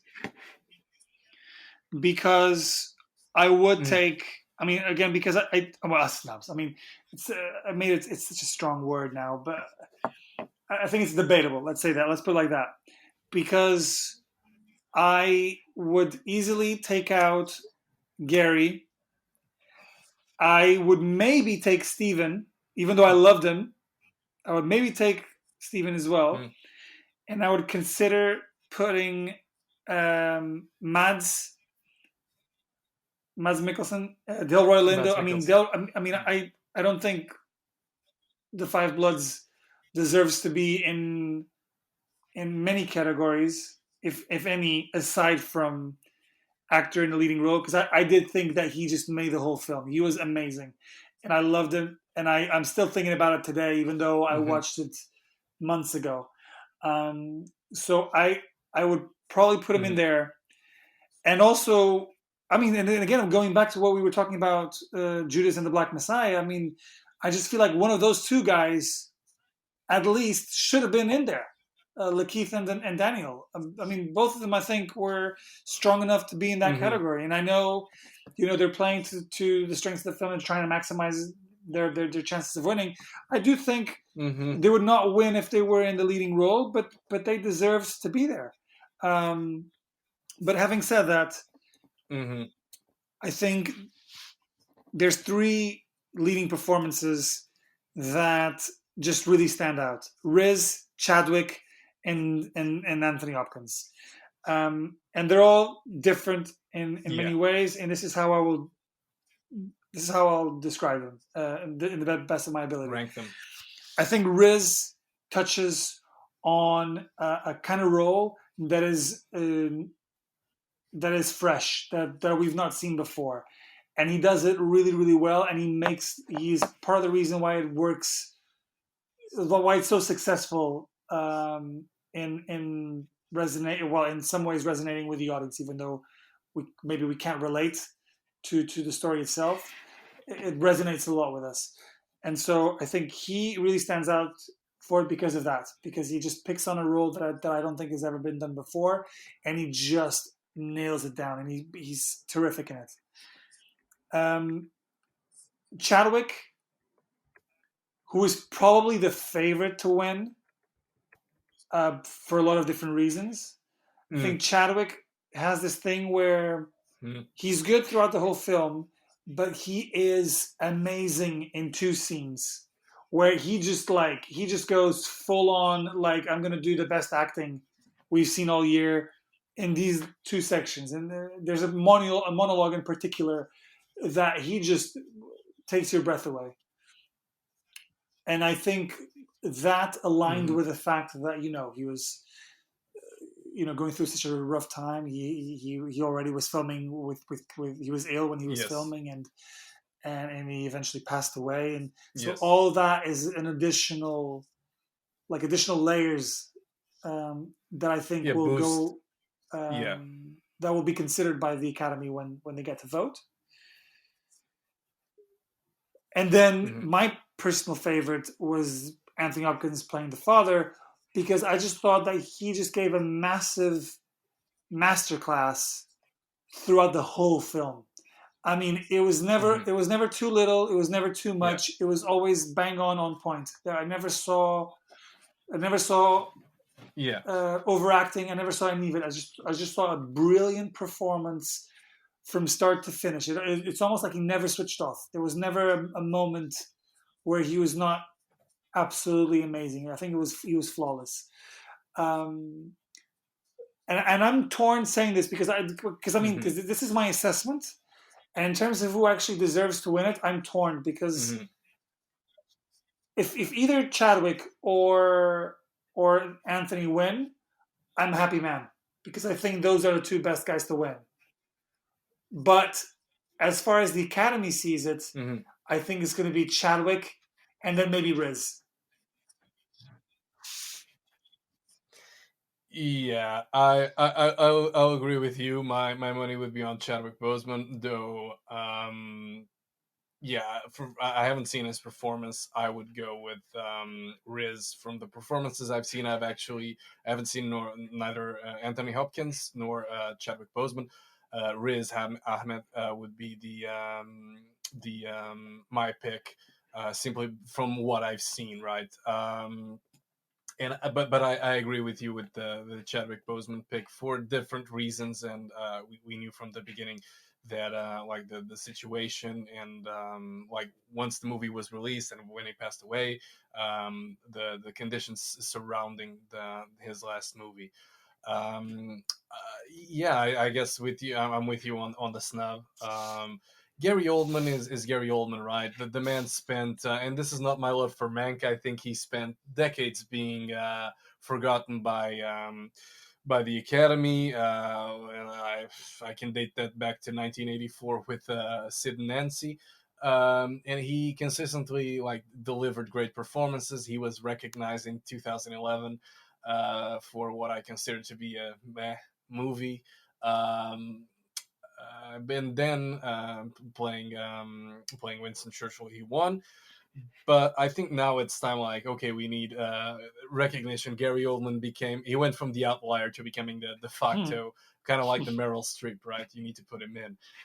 With Anthony Hopkins, he always turns great performances, and I'm curious to one day hopefully have the strength to watch The Father. Stephen, it was a great performance. He is the star of Minari. Again, the only you can debate about the whole supporting situation with the case of Judas and the Black Messiah. I would say that the only omission here in Best Actor would be Mads Mikkelsen, but I'm not very fussed about the top five picks. And we can, and then I think with Best Actress, I'm keen to hear your Well, take. I've not seen one film, which is The United States versus Billie Holiday. I was hoping to see it today. I've seen Oh, Pieces of a but Woman. you've seen Pieces of a Woman? Yeah, I saw Pieces of a Oh Woman, wow, okay, and cool. I thought the movie was okay. I think the first half was amazing. The second half, not so much. But I think she was very strong throughout. I think she was amazing from what I saw. Um, it's a difficult. I mean, it's a because I loved Frances as well. I loved Viola. I mean, I think Viola was. I mean, even though I think it's Chadwick's. I mean, I'm going to call it Chadwick's movie, but I mean, I think a lot of people will disagree. I think they'll Yeah. think it was I mean, it was both of them, but I think Viola was awesome. From what I've seen, it's hard to pick. I can't choose one. I think maybe I'll be more inclined to go to Viola and maybe then Francis. But given what we've seen in the last couple of months with awards and such, Andra Day seems to be the favorite, doesn't she? Yeah, Viola Davis. Well, Viola Davis is in the lead, right? Especially after the Screen Actors Guild Award and the fact that I think this will be a very minority and female driven ceremony in the sense that you'll have Chadwick Boseman and Viola Davis winning leading positions, Daniel Kaluuya and potentially Maria Bakalova, I don't know, in the supporting roles, or even Yu Yong Yon.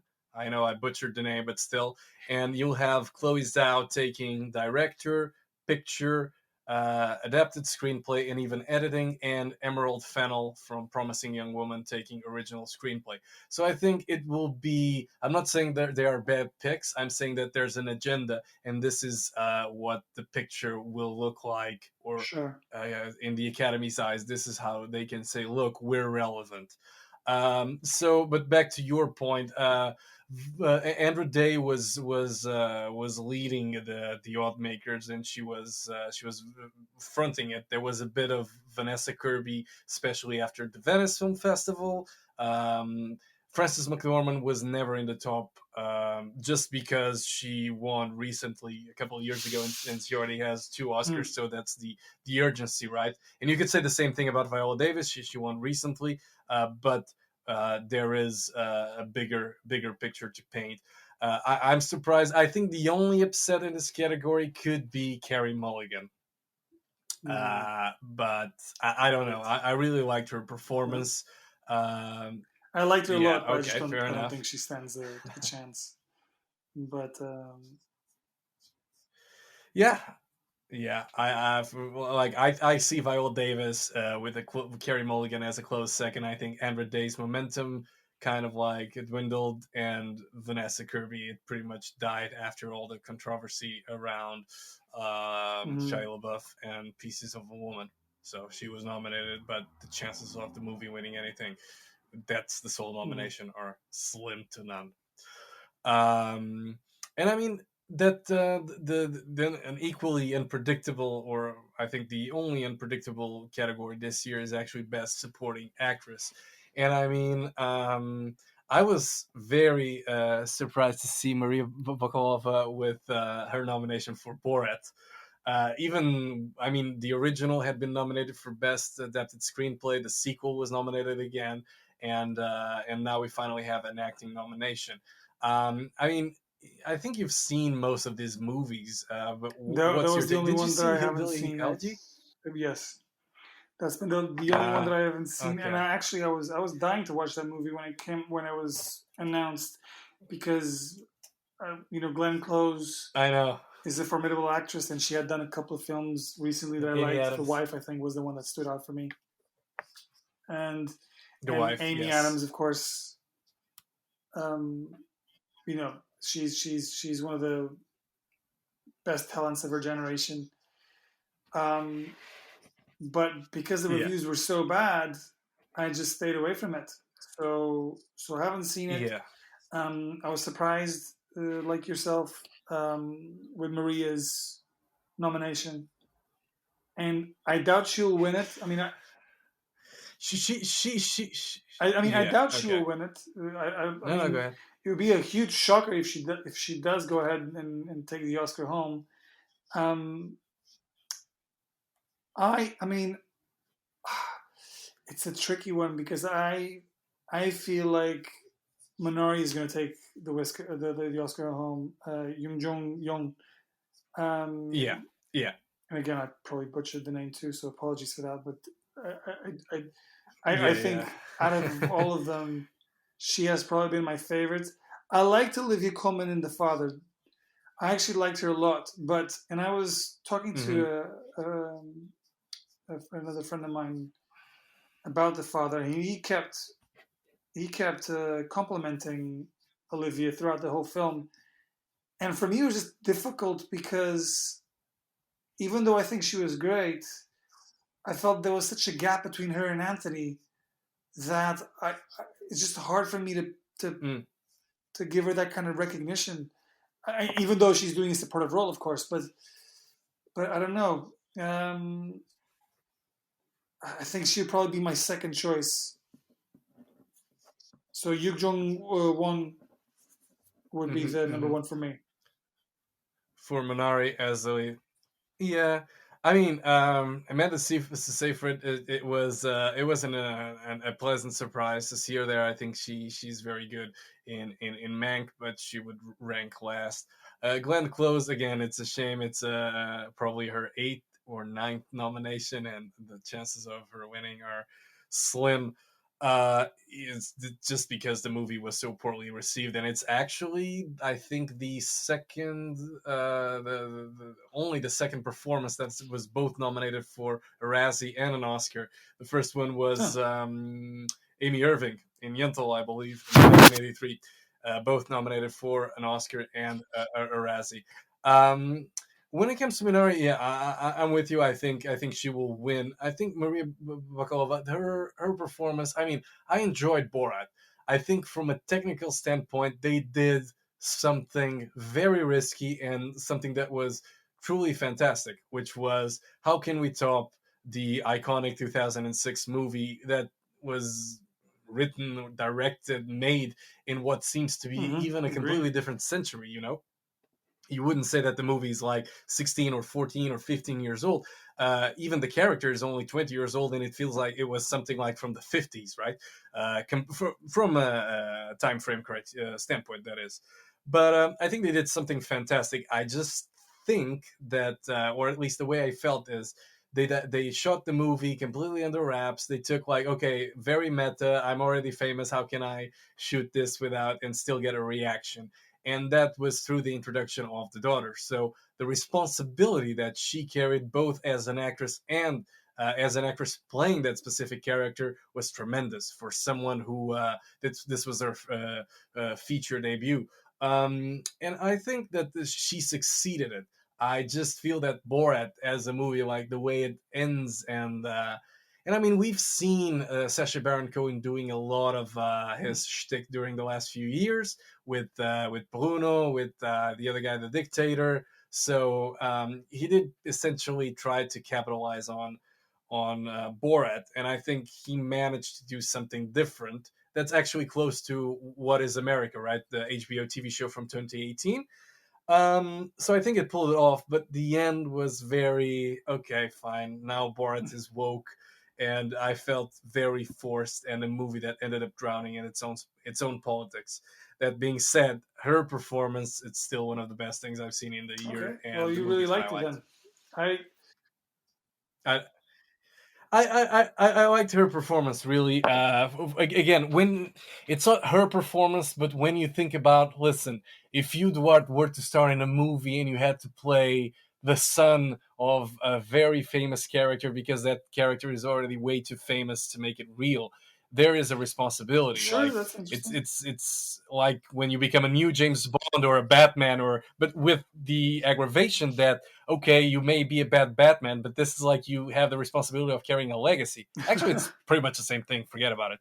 It's like you have no, it is like Jared Leto. People like Joaquin Phoenix and Heath Ledger, but let's not forget that between the two of them, there was someone that completely fumbled when it came to, or at least to the fans. I don't know. I'm not a particular fan, but the fans didn't really appreciate his take, right? So there's a responsibility, and I think you need to look from all the performances nominated in this category. This stands out just because of that Okay, additional I got aspect. you. That's where I'm coming from. And in terms of speaking of Sasha Baron Cohen, his second nomination this year and first nomination as an actor in the Trial of Chicago 7 as Best Supporting Actor. I mean, this category for me was missing a hint and a well-deserved The nod to Rocks. Bill Murray in On the Rocks, but I know I'm alone on that one. But I mean, from the five nominees, and we discussed the Daniel Kaluuya slash Lakeith Stanfield debacle, and we with the hatch going for Daniel Kaluuya. What about the other three performances? I haven't seen One Night in I haven't Miami. seen it either. I've seen everything else. Paul Racy for me Mm-hmm.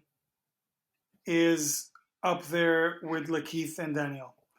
Um, which one would I pick? I don't know. Depends on how I wake up the next morning. I think I'll change my mind every day. Um, they're different roles. You know, obviously, Sound of Metal and Judas and the Black Messiah are very different films. I just Mm-hmm. can't tell you which one will win. I think it will edge more towards either Daniel or Lakeith, perhaps, but I don't know. Mm-hmm. I don't know. It's such a hard one. I think Paul is definitely seen by many as almost as sort of like an underdog, right? Because of his background and how he Yeah, fits into the yeah. film. And so I know a lot of people are wanting him to win, and maybe that will play in his favor because like everyone likes to see an underdog win, but it's tricky. What are your thoughts? I mean, I haven't seen. I read about the a lot about the Daniel Kaluuya Lakeith Stanfield situation with both being supporting, and also about the movie. And again, biopics or semi biopics, if you will, are always a winner. And I think Daniel Kaluuya is a fantastic actor. Oh, by the way, you know that I was thinking Daniel Kaluuya Get Out. Did you read that Steve Jordan Yeun Peele film. will Yeah, star in yeah, yeah. Jordan Peele's next movie? Yeah, yeah, yeah. So I was thinking about that one. So yeah, I was thinking about Daniel Kaluuya. I was like, he was great in Get Out, right? And I think I assume he's great on will be great on this one as well because I still have to see it. So I think it will definitely be between the two of them. Again, Paul Rassi, yeah, he has he made the movie. I think like gave the Mm-hmm. movie the necessary conflict, right? You could make the same argument, I assume, from the plot and all that I read. The Daniel Kaluuya Lakeith situation is the same, but Paul Rassi really like there. He just so happens to be in a different category this year. So I think he would be actually a close third. Sasha Baron Cohen, yeah, it was funny, haha, but yeah, I guess I don't know. I have mixed feelings about the whole. Like, it was a good cast, but yeah, Mm-hmm. that's let's leave it at that.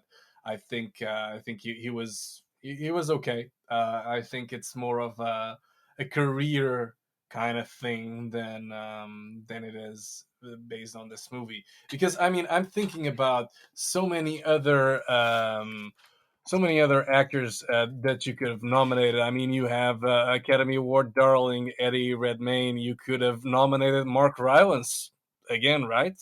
Frank Langella. Um, I don't know, even Michael Keaton. Right? So a lot of people that could have filled in that slot, and I just think that, well, it is what it is. They nominated him, but that's not a sign of his performance. It's more of a sign of they had to nominate Well, I someone, mean, in my opinion. on that And yeah, ensemble yeah. cast that you were just saying No, now, go ahead. I mean, I did feel like he stood out for me at least. I think he stood out from the trial of the Chicago Seven um, as probably like the best one out of all of them. I just don't think I just don't think he As Abby was Hoffman. Yeah. I just don't think he was Mhm. an Oscar sort of nominee. I just don't think he was that incredible. I think he was good. I think he was probably the best. He was for me. He was the most enjoyable part of the film. But and I liked Jeremy Strong too. Um, Mm. but Hmm. yeah, right. And Joseph Gordon-Levitt, which, in my opinion, he's an actor that has been long overdue Yeah, for I showing up love at the Joseph. I mean, Oscars. I love him from. I mean, back in the day, I did a whole university assignment around him. Third Well, Rock. no, because Oh, really? the whole Wow. thing that I was doing was because I was really interested. I was really fascinated by the fact that after he did like 10 Things I Hate About You and all that stuff, he decided to disappear from Hollywood Hmm. to focus on studying French literature, and he would only Hmm. break away from that to do the odd indie movie here and there. And he had a succession of films that I think were all amazing. He had Mysterious Skin, which was Ryan Johnson's breakout film. He did Hmm. sorry.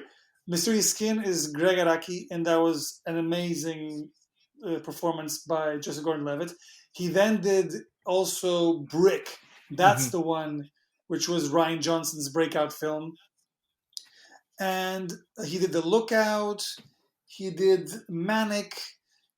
I mean, he had a series of really small Hmm. production films in which he was amazing in all of them. And so I've been convinced for a very, very long time that he is a star, essentially, that he has what it takes to win multiple awards and to do amazing Hmm. films. Um, I don't think that was the case with Yeah. this movie, though. Even though I really like him, I didn't think he was that amazing. Fair enough. But but yeah, Fair enough. it's going to be an interesting category to follow. I wouldn't say Sasha is in contention for an award there. No. No, that's a very fair assessment. And closing up, I mean, I know it's great to make predictions, and I know how little you like to make them. But 2021, I mean, Top Gun, of course. I mean, Paramount just rescheduled the release date, so I'm afraid that hopefully that may not hurt the movie's chances to be nominated for Best Picture. But what are you? And I know you're also keeping an eye out on. releases and the different film festivals, what have you read so far, or what is piquing your interest? Oof, you caught me off guard. I don't know. I don't have. I don't think I have I know. anything in the back of my mind just yet. Because a lot of the movies that I know are coming out are all just like big blockbuster productions. You know, like Hmm. Mission Impossible and Top Gun, Quiet Place Part Quiet Two. Place Part Exactly. Two. Obviously, if we go into the realms of comic books, then you have all these DC, you know, DC productions Hmm. and Marvel and whatnot. So I mean, I don't have a list. It would be difficult to say, but a lot of the films that I would be keen to watch right now are all like what I call popcorn movies because they're all just like big blockbusters made for entertainment Yeah. in essence. Yeah, yeah. We already agreed that we'll go watch I Top am very Gun. keen to Don't watch worry, it. I am I'm very. still on I board have for no that. shame. I'm not ashamed of saying it. Yes. Yeah, no, no.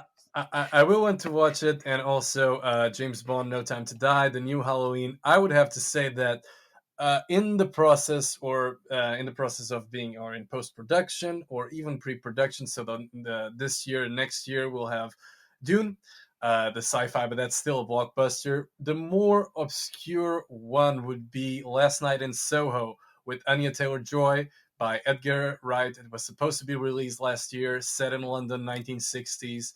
I think it will be a very interesting horror thriller that I have high hopes for.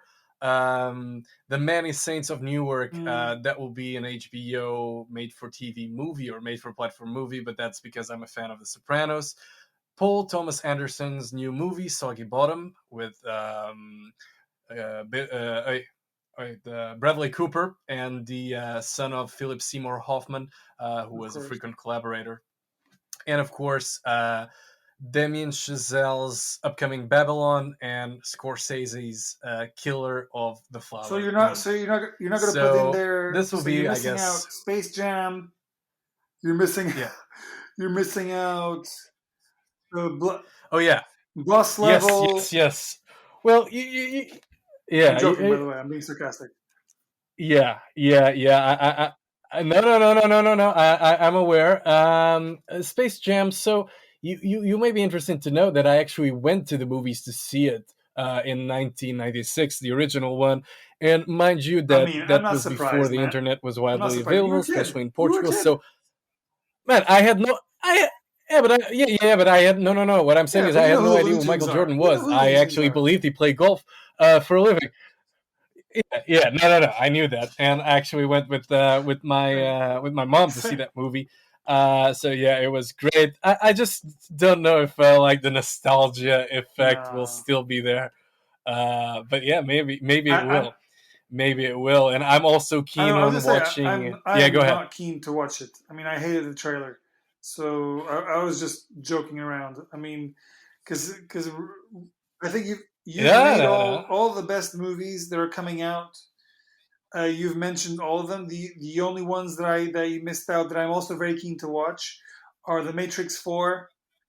I'm really keen to watch that, and the sequel to Venom, Let There Be Carnage, because I'm Uh, hoping that hmm. by adding Woody Harrelson, it will improve. And also, they're talking about there's a rumor that even though this is a Sony production, they're going to mix it up with a Marvel Studios production. So we might Hmm. see a crossover of Tom Holland's Spider Man and Tom Hardy's Venom. So, but again, these are movies that fall into the category of Venom. big blockbusters. They're not artsy films. They're not movies that you would, think about when you think about the Oscars. Yeah. Oh yeah, and I'm also one thing that I was reminded that you talk about popcorn, but where popcorn meets great cinema, and the two of them are not mutually exclusive. For example, the sequel to Mad Max, or sorry, the fifth entry in the The prequel. franchise, right? The Furiosa. It's almost a spin-off. So I'm really Yeah, it's a prequel prequel spin-off. Yeah. spin-off, whatever you want to call it. Well, Yeah. the latest entry. Okay, yeah, with Anya Taylor Joy, I'm really interested. Yeah, I don't really know what to call it, but I'm really interested in in seeing that one. I do. I'm afraid I'm not really into the comic book area, but I'm afraid that.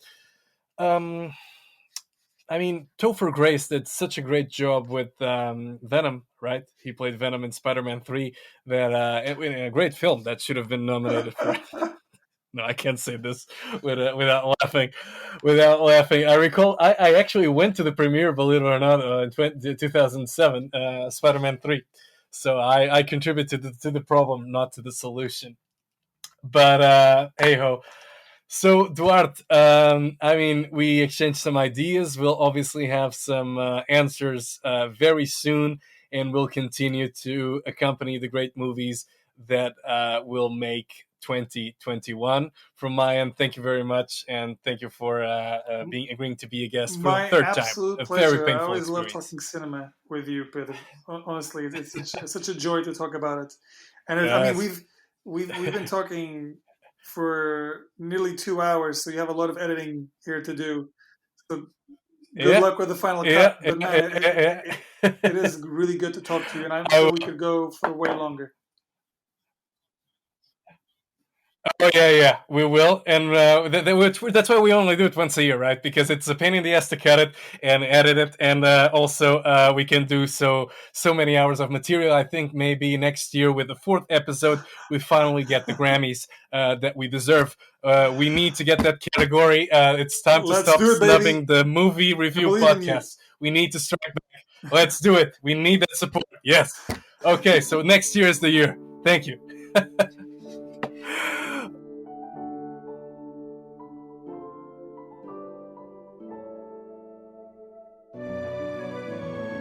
Thank you for joining us in the latest episode. If you enjoyed this podcast, don't forget to subscribe on your preferred platform to be notified when a new episode is uploaded.